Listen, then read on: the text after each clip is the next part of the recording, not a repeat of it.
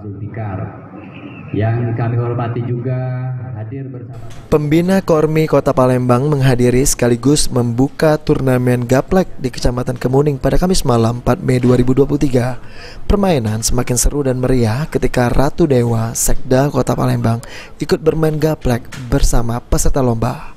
Semakin malam pertandingan semakin seru. Terlihat peserta lomba gaplek semakin antusias mengikuti turnamen dengan indoor gaplek atau tabletop. Ratu Dewa mengucapkan terima kasih atas dukungan masyarakat yang memberikan apresiasi yang sudah mendaulat dirinya sebagai Bapak Gaplek Kota Palembang sehingga turnamen gaplek ini berjalan aman, lancar, dan tertib. Kedepannya turnamen gaplek akan menjadi agenda olahraga tahunan yang bertujuan untuk menyaring atlet gaplek untuk mewakili kejuaraan turnamen di Kota Palembang. ini adalah Palembang. Semoga kegiatan di malam tempat ini terus menjadi aman dan lancar dan kita sampai ke Kota Palembang dalam rangka persiapan Pornas ke-7 di Jawa Barat. Kira ini sebagai lanjutan dari kegiatan tabletop yang sekarang di Kota Palembang.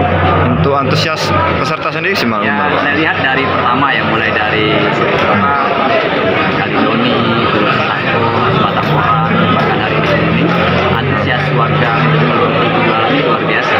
Dan ini terbukti dari Kormi tidak tertampil para warga kita yang akan mengikuti kejuaraan bersama.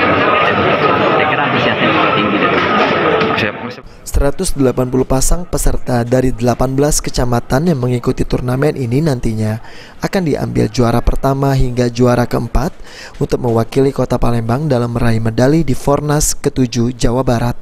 Jadi pertandingan ini setelah dari seleksi di tingkat kecamatan Sako akan dicari pemenang 1, 2, 3, dan 4 yang akan kita kirim ke tingkat Kota Palembang.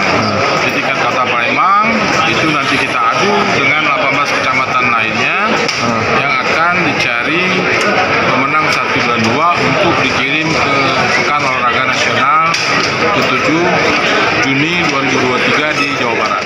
Abidin Riwanto, Apal TV.